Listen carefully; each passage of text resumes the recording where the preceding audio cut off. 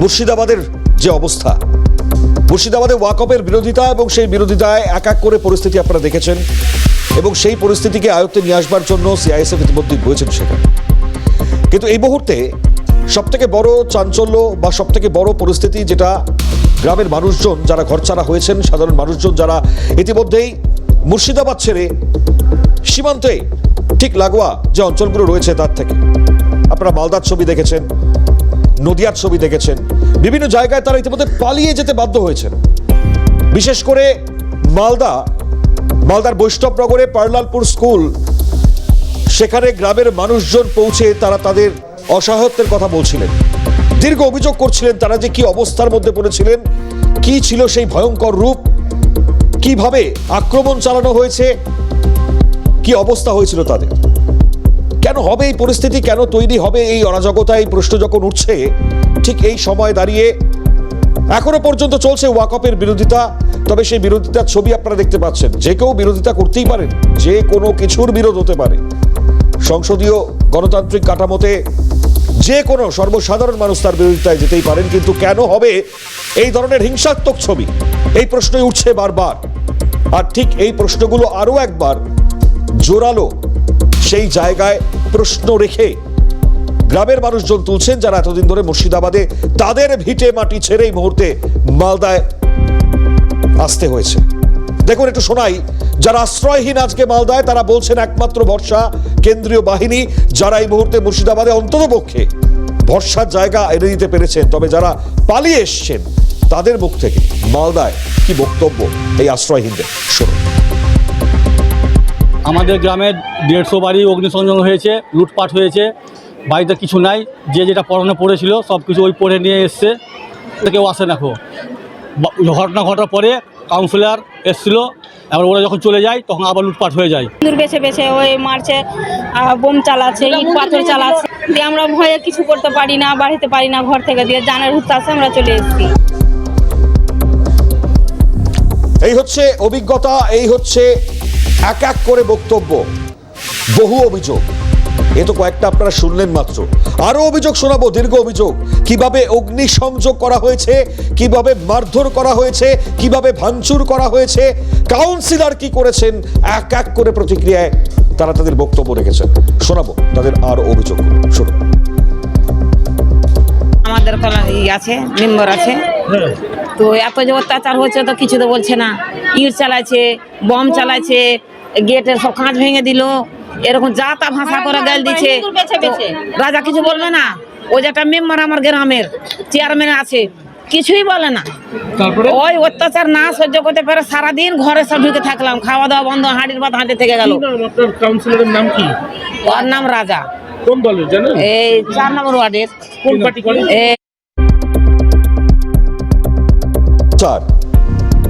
এত অত্যাচারের কাহিনী তারা এতক্ষণ শোনাচ্ছিলেন।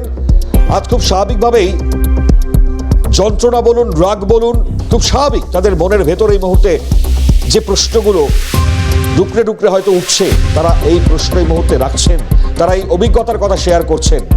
আজ এই পরিস্থিতির মধ্যে দাঁড়িয়ে খুব স্বাভাবিকভাবে বিজেপি রাজ্য সভাপতি সুকান্ত মজুমদার তিনি গিয়েছিলেন আজ মালদার বৈষ্ণবনগর। যাওয়ার পর সেখানে পার্টি অফিসে বেশি কিছুক্ষণ কাটাবার পর তিনি সোজাসুজি চলে যান পারলালপুর, যেখানে আশ্রয়হীনরা যাদেরকে এই মুহূর্তে রাখা হয়েছে।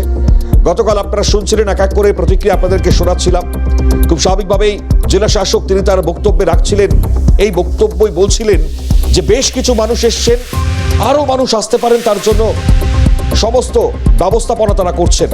তার কথাতেই প্রশ্ন উঠেছিল বা বুঝতে পারছিলাম আমরা কি চলেছে মুর্শিদাবাদের ভয়ঙ্কর তাণ্ডব লীলা।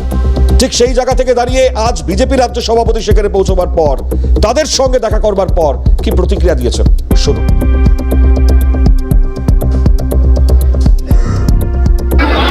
বললাম যে পুলিশ যেহেতু কিছু করছে না, আমাদের নিজের আত্মরক্ষার ব্যবস্থা নিজেদেরকেই করতে হবে। অন্ততপক্ষে বিএসএফ আসা পর্যন্ত যেন নিজের বাড়ি ঘর ইজ্জতটা যেন বাঁচাতে পারে।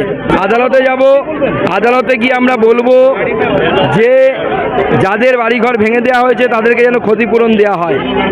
আর আমাদের সরকার এলে পরে যারা দাঙ্গা করেছে, যারা বাড়িঘর ভেঙেছে, তাদের ছবি নিয়ে তাদের বাড়িঘর বিক্রি করে তারপর তাদের টাকা দেওয়া, আমরা সব লিখে রাখছি। এই মুহূর্তে শোনালাম আপনাদেরকে, আপনারা শুনছিলেন এক এক করে বক্তব্য।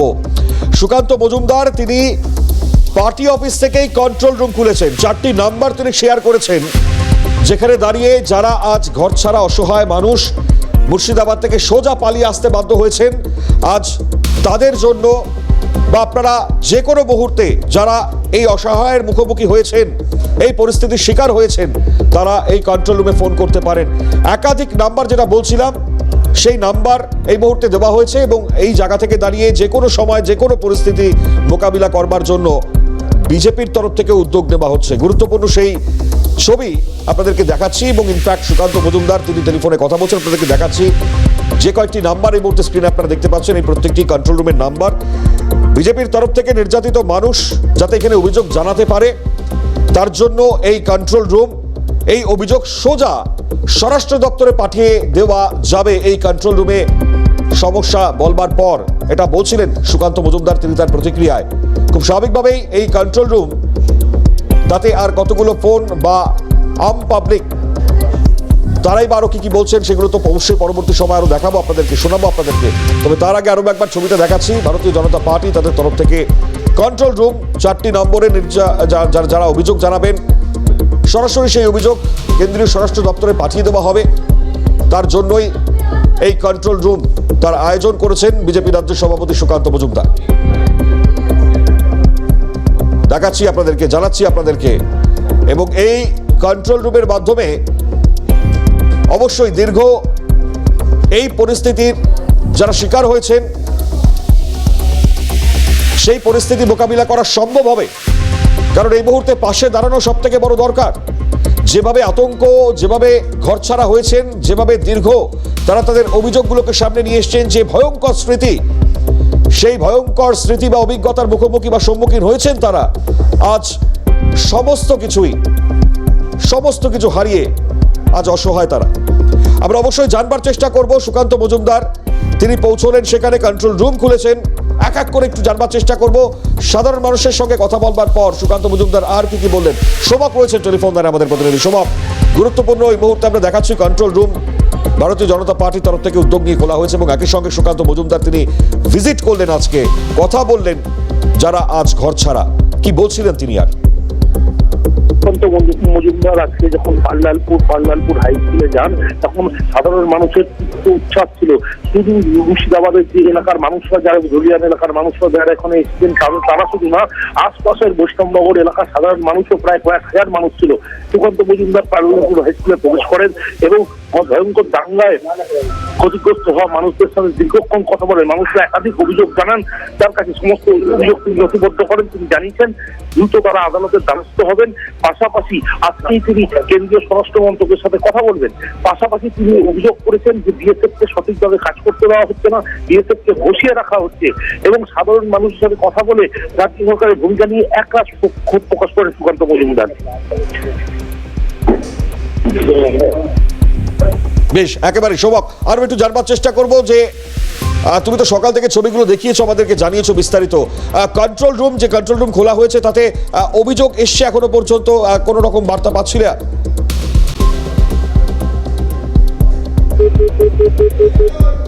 যোগাযোগ সম্ভবত বিচ্ছিন্ন হয়ে গেছে। বেশ, আমরা যে খবর জানাচ্ছিলাম আপনাদেরকে, দেখুন এই মুহূর্তে ছবিও দেখাচ্ছি, একটু শোনাই আপনাদেরকে কি কথা বলছিলেন সুকান্ত মজুমদার। শুনুন।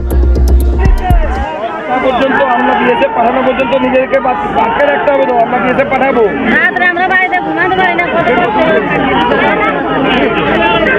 না, চিন্তার কিছু নেই, বাড়িতে রাখুন, দেবেন না। ওদের কাটতে পারে না, আপনাদের কাটতে আছে কেন? হ্যাঁ, ঠিক আছে, দিন এখন থেকে পর্যন্ত আমরা বিএসএফ পাঠানো পর্যন্ত নিজেদেরকে বাঁচিয়ে রাখতে হবে, তো আমরা বিএসএফ পাঠাবো।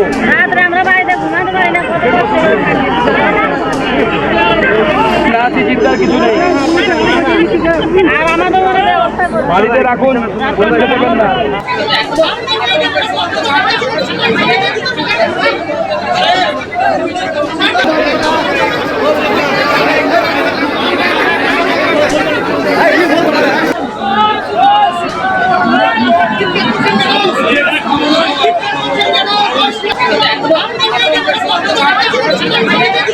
Thank you.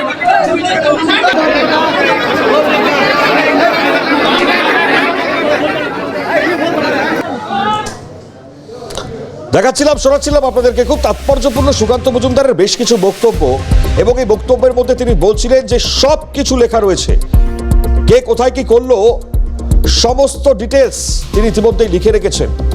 এখন এই মুহূর্তে নিজেদেরকে আত্মরক্ষা করা ছাড়া হয়তো কোনো উপায় নেই, কারণ রাজ্যের পুলিশ তারা সঠিকভাবে কাজ করছে না। বিএসএফ একমাত্র আসবার পর কিছুটা হলেও মান সম্মান রক্ষা বা এই জায়গা থেকে দাঁড়িয়ে বা আত্মরক্ষা সেটা হয়তো করা যেতে পেরেছে, কিন্তু রাজ্যের পুলিশের ভূমিকায় আবারও তীব্র বিষোদ্গার সুকান্ত মজুমদার তিনি তার মুখ থেকে করলেন।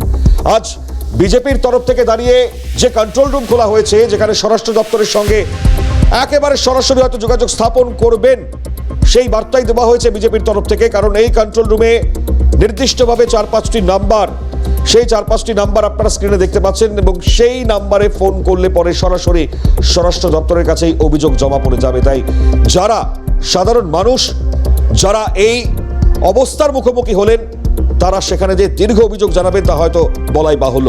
সোমক লাহিড়ীর তুলে ধরা প্রতিবেদন সরাসরি এই কন্ট্রোল রুম নিয়ে একটু দেখাবার চেষ্টা করি আপনাদের।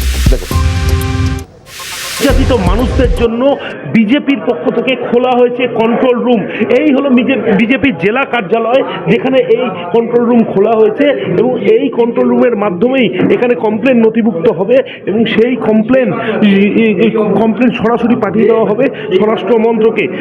এবং সেই কোনো জায়গায় যদি কোথাও কমপ্লেন নিতে না চায়, সেক্ষেত্রে হচ্ছে সরাসরি সুকান্ত মজুমদার রিপোর্ট পাঠাবেন। বেশ কিছু নাম্বার দেওয়া হয়েছে, কমপ্লেনগুলো নথিভুক্ত করা হয়েছে, বেশ কয়েকটি নাম্বার খোলা দেওয়া হয়েছে, যেই নাম্বারগুলির মাধ্যমে এই কন্ট্রোল রুম চলবে। কন্ট্রোল রুম মানে আজকে থেকে শুরু হয়ে গেল। কতক্ষণ খোলা থাকবে এই কন্ট্রোল রুম? এটা 24 ঘন্টা। যখন ফোন করে ফোন 24 ঘন্টা অন থাকবে, যখন যার হ্যাঁ দেখাচ্ছে সেই কন্ট্রোল রুম। আমরা একটু বিজেপি রাজ্য সুকান্ত মজুমদারের সাথে আগেই 1, 2, 3, 4, 5খানা নাম্বার দিয়েছিলাম, আরও 2খানা নাম্বার আজকে জারি করা হলো। কন্ট্রোল রুম আমাদের আগে থেকেই চলছিল, কিন্তু আজকে প্রথাগতভাবে বা অফিসিয়ালি আমরা চালু করলাম, এবং এই নাম্বারগুলো আমরা শেয়ার করেছি। মানুষ তাদের সমস্যায় পড়লে তারা জানাবে, এবং সেগুলোকে লিপিবদ্ধ হবে। প্রত্যেকটা ঘটনার আমরা একটা ডকুমেন্টেশন তৈরি করতে চাইছি, একটা রেকর্ড তৈরি করতে চাইছি, এবং সেটা উপযুক্ত জায়গায় পৌঁছাতে চাইছি, হোম মিনিস্ট্রিতে ডাইরেক্ট পাঠাবো। বিজেপির রাজ্য সভাপতি সুকান্ত মজুমদারের সাথে সেই নাম্বারগুলির মাধ্যমেই কমপ্লেন জমা হবে, এবং এই কমপ্লেনগুলো সরাসরি স্বরাষ্ট্র মন্ত্রকে পাঠানো হবে। ইতিমধ্যেই বেশ কিছু কমপ্লেন জমা পড়েছে, এবং আশা করছেন বিজেপি এই কন্ট্রোল রুম খোলার ফলে যারা নির্যাতিত হয়েছে তাদের অনেক সুবিধা হবে এখানে কমপ্লেন জানাতে। মালদা থেকে ক্যামেরায় উদয় মণ্ডলের সাথে সোমক লাহিড়ী, ক্যালকাটা নিউজ। এই হচ্ছে কন্ট্রোল রুমের নাম্বার, এবং কন্ট্রোল রুম কেন খোলা হয়েছে একেবারে সরাসরি প্রতিক্রিয়া ব্যক্ত করেছেন বিজেপি রাজ্য সভাপতি সুকান্ত মজুমদার। হয়তো যে কাজটা এ রাজ্যের পুলিশের করার কথা ছিল, সেই জায়গা থেকে দাঁড়িয়ে বিরোধী রাজনৈতিক দল হিসেবে বিজেপির তরফ থেকে এই কাজ তারা হয়তো করলেন। গুরুত্বপূর্ণ সেই জায়গা, কারণ সরাসরি স্বরাষ্ট্র দপ্তরের সঙ্গে যোগাযোগ স্থাপনটা তিনি করছেন, এবং সেই জায়গায় অভিযোগ সরাসরি সেখানে পাঠিয়ে দেওয়া হবে। অত্যন্ত গুরুত্বপূর্ণ এবং তাৎপর্যপূর্ণ। যে ব্যক্তির বক্তব্য শোনাবো, তিনি একজন সমাজসেবী, আলাউদ্দিন আনসারী তার নাম। তিনি বলছেন ওয়াকফ সংশোধনী আইন, সেই আইনের তীব্র বিরোধিতা তিনি করেছেন, এবং একই সঙ্গে দাঁড়িয়ে বলছেন যে নিদান সেই আইনে দেওয়া রয়েছে সেটা একেবারে তীব্র বিরোধিতা তিনি করছেন। কারণ বেশ কিছু জায়গায় নির্দিষ্টভাবে এমন কিছু নিদান রয়েছে যা হয়তো অনেক কিছু কেড়ে নিতে পারে, এমনটা তিনি মনে করেন। এবং তিনি আরো বলছেন যে মানুষ ওয়াকফ বিলের বিরুদ্ধে প্রতিবাদ করছে, এর সঙ্গে জড়িত ধুলিয়ান থানার ওসি এবং বিশিষ্ট কিছু লোক। পুলিশ কয়েকজনকে গ্রেপ্তার করে। সত্যিকারের প্রশাসন হলে জনসাধারণের সঙ্গে কথা বলতো। প্রশাসনের সহযোগিতা বাইরের দুষ্কৃতীরা তাই সুযোগ নিয়েছে। র্যাফের পোশাক পরে ধুলিয়ানে অরাজকতা চালায়, লোকজনের ক্ষতি করে গুলি চালায়। ওসির সাসপেনশন চাই। গুরুত্বপূর্ণ প্রতিক্রিয়া। গ্রাউন্ড জিরো থেকে রিয়ালিটি রিপোর্ট। মফিজুল ইসলাম আমাদের প্রতিনিধি সেখান থেকে পৌঁছে কি তুলে ধরলেন, কেনই বাই ব্যাখ্যা দিতে হলো, শুনুন। যখন ধুলিয়ান পৌরসভা বা শামশেরগঞ্জ বিধানসভা জুড়ে এরকম একটি হিংসাত্মক ঘটনা ঘটেছে, সেই জায়গা থেকে দাঁড়িয়ে স্বাভাবিকভাবেই কারা ঘটালো, কারা দায়ী, ওয়াকফ নিয়ে আন্দোলনকে সামনে রাখা হয়েছিল, তার সেই ওয়াকফ আন্দোলনকে সামনে রেখে এত বড় একটা ঘটনা ঘটলো। এই যাবতীয় বিষয়টি কোথা থেকে উৎপত্তি হলো, কিভাবে ঘটলো, কেনই বা সেটাকে নিয়ন্ত্রণ করা গেল না, প্রশাসনের ভূমিকা আদৌ সদর্থক ছিল কিনা, এই যাবতীয় বিষয়টি নিয়ে এই এলাকার সমাজসেবক, সমাজকর্মী আলাউদ্দিন আনসারীর সঙ্গে কথা বলবো। আলাউদ্দিন সাহেব, আপনি এখানকার এখানকার দীর্ঘদিনের মানুষ, কেন এইরকম একটা মারাত্মক ঘটনা আপনাদের এলাকায় ঘটে গেল, কি বলবেন? অকাপ সম্পত্তি যে অকাপ বিল বিজেপি সরকারের নিয়ে আসা, এই অকাপ বিল অভিশাপ একটা বিপজ্জনক। শুধু ধুলিয়ান শুধু নয়, গোটা ভারতবর্ষ ব্যাপী অকাপ বিলের বিরুদ্ধে মানুষ ওতপ্রোতভাবে নেমেছে। এখানে কোনো ব্যানার তারা দেখেনি। আরএসএস এর ষড়যন্ত্রকারী এবং বিজেপির আশ্রিত যারা দুষ্কৃতকারী, তারা এই জনসাধারণের উপরে, এই মিছিলের উপরে তারা ইট পাটকেল ছুড়ে, সেখান থেকে এর দ্বন্দ্ব সূত্রপাত হয়, যার সাথে জড়িত ধুলিয়ান থানার ওসি এবং ধুলিয়ানের বিশিষ্ট কিছু লোক। ইতিমধ্যে আমি খবর পাই যে তারা পুলিশ তাদেরকে অ্যারেস্ট করেছে। যে বাইরে বহিরাকৃত দুষ্কৃতকারী, তারা আমাদের ধুলিয়ানের কৃষ্ণপুরের রাস্তা দিয়ে তারা বেরিয়ে যায় এবং তাদেরকে থামতে বললে তারা থামেনি। সত্যিকারে যারা প্রশাসনের লোক থাকতো তাহলে তারা দাঁড়াতো, জনসাধারণের কথা বলতো। তা না করে তারা ছুটে পালিয়ে যায়। এখান থেকে প্রমাণ পাচ্ছি যে ধুলিয়ানের প্রশাসনের সহযোগিতায় বাইরে দুষ্কৃতকারী তারা ধুলিয়ানের ঐতিহ্যকে নষ্ট করার জন্য তারা সুযোগ নিয়েছে। যে ভূমিকা পালন করার দরকার ছিল সেটা করেনি, মানে সেটা দেখা যায়। এই জন্য এখানে বুঝতে পারি যে ওসির ভূমিকা এখানে তার পরিষ্কার নয়। যে বাইরের আশ্রিত যে র্যাপের ড্রেস পরে যেভাবে ধুলিয়ানে অরাজকতা চালিয়েছে এবং লোকজনের উপর ক্ষতি করেছে, গুলি চালিয়েছে, এই জন্য প্রশাসন সরাসরি দায়ী আমি মনে করছি। ওসিরও সাসপেন্ড চাইছে এবং আইনগত কঠোর শাস্তি। তাহলে এই ঘটনার সঙ্গে ওসি সরাসরি জড়িত।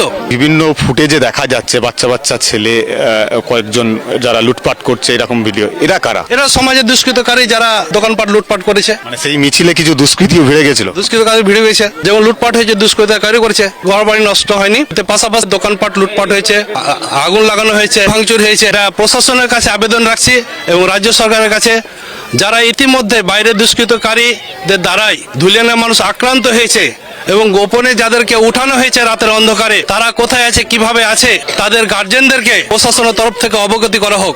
অকাপ বিল সম্পর্কে সচেতন করার প্রয়োজন মনে করছি এবং করা উচিত ছিল। যে কারণে আজকে কিছু মানুষ অকাপের বিল, অকাপের যে আন্দোলন, অকাপ সম্পত্তির ভুল পথে যাচ্ছে, এটা তাদের না বোঝার কারণে। অবশ্যই নিরাপত্তা সুনিশ্চিত করতে হবে, এমনটা কিন্তু ধুলিয়ানের মানুষজন তারাও চাইছেন। উভয় সম্প্রদায়ের ক্ষতি হয়েছে।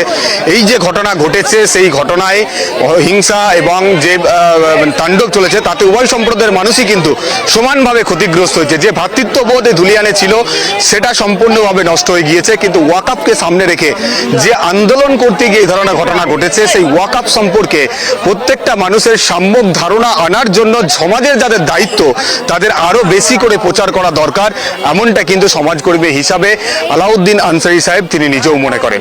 ক্যামেরায় জনি মন্ডলের সঙ্গে মফিজুল ইসলাম, ক্যালকাটা নিউজ, ধুলিয়ান।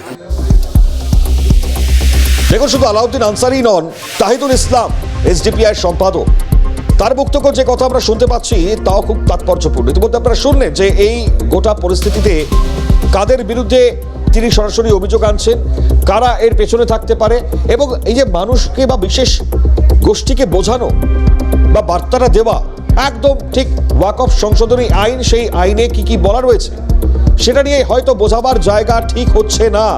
রাজ্য সরকারের ভূমিকা এই জায়গায় প্রশ্নের মুখে রাখছেন, বা শাসক দল তাদের ভূমিকার জায়গাও প্রশ্নের মুখে রাখছেন। তাহিদুল তিনি বাকি বলছেন এই সম্পর্কে, গোটা বক্তব্য খুব তাৎপর্যপূর্ণ। আরো এবার শোনাবো তাহিদুল ইসলাম তার বক্তব্যের জায়গাটা, শুনুন কি বলছেন। যে আইন হয়েছে নতুন করে, আইন তো হয়নি, মানে পুরাতন আইনকে অ্যামেন্ডমেন্ট করে নতুন করা হয়েছে। সেই আইনকে বাতিল করার দাবিতেই কিছু মিছিল, মিটিং, বিক্ষোভ মিছিল নিয়ে এটার সমস্যাটা হয়েছে। এগুলো হয়েছিল স্বতঃস্ফূর্তভাবে, এলাকার লোকজন করেছিল। প্রথম রাজ্য সরকারের পুলিশের যে গোয়েন্দা বিভাগ, তাদের ব্যর্থতা। যদি গোয়েন্দা তথ্য থেকে থাকে, ব্যর্থ না হয়, তাহলে তারা প্রোটেকশন দিল না কেন? তাহলে বুঝতে হবে যে গোয়েন্দা দপ্তরের একটা অংশ এর সাথে সহযোগিতা করেছে। আমাদের সমাজের বর্তমানে যারা রাজনৈতিক নেতা, বিভিন্ন দলের, তারা শুধুই নেতা, তারা মোটে সমাজকর্মীও নয়, আর কিছুই নয়। এই যে নেতা সমাজকর্মী নয়, এই একটা কারণের জন্য এটা একটা ঘটনা ঘটে। বিজেপিও অনেক ভুল কথা, অনেক মিথ্যা কথা, একটা অপযুক্তি দিয়ে মানুষকে বিভ্রান্ত করছে। পাশাপাশি যারা এই আইনটা বিরোধিতা করছে, তারাও কিন্তু বিলটার সম্পর্কে সঠিক কোনো জ্ঞান রাখেননি, খোঁজ খবর রাখেননি। কোনো বিশেষ গোষ্ঠীর একটা ষড়যন্ত্র, একটা কৌশল, একটা ইনডাইরেক্ট তাদের সহযোগিতা মত এটাও থাকতে পারে। তাই বিজেপির বা আরএসএসের ভালো সংগঠন আছে বলে কিছু মানুষ এই একটা ষড়যন্ত্র করে মানুষকে বিপথে চালিত করতে পারে। বিষয়টাতে তৃণমূলের একটা অংশেরও হাত থাকতে পারে, কারণ তৃণমূলের বিরুদ্ধে যে অভিযোগটা আছে যে তারা অনেক সময় বিজেপির সাথে সেট আপ করে এই সমস্ত কাজ করে। কতটা তাৎপর্যপূর্ণ বক্তব্য আপনারা শুনলেন। এখন যারা বললেন এই কথাগুলো খুব খুব যুক্তিসঙ্গত বা যুক্তিপূর্ণের জায়গায়, খুব স্বাভাবিকভাবেই কারা বিব্রত করলো বা কারা ভুল বোঝালো, কি কারণে এত বড় ঘটনা ঘটলো, রাজ্যের সরকারের গোয়েন্দারা রয়েছেন তারাও কি কিছু বুঝলেন না, নাকি এক পক্ষের গোয়েন্দারা তারা এই ঘটনার সঙ্গে যুক্ত? যে প্রশ্নগুলো তুললেন তাহিরুল ইসলাম, আজ খুব স্বাভাবিকভাবেই হয়তো এই প্রশ্নগুলো অনেক বড় জায়গায়, কারণ যেভাবে বা যাদের মৃত্যু হয়ে গেল তারাও খুব স্বাভাবিকভাবেই নাগরিক। আর এই মৃত্যুর দায় তাহলে পরে কাদের ওপর বর্তাবে তা নিয়ে অবশ্যই বড় প্রশ্নের জায়গা। যাই হোক, 4টে চতুষ্কোণ এখানে শেষ করলাম। অন্যান্য সমস্ত খবরের জন্য আপনাদের নজর থাক সিএন।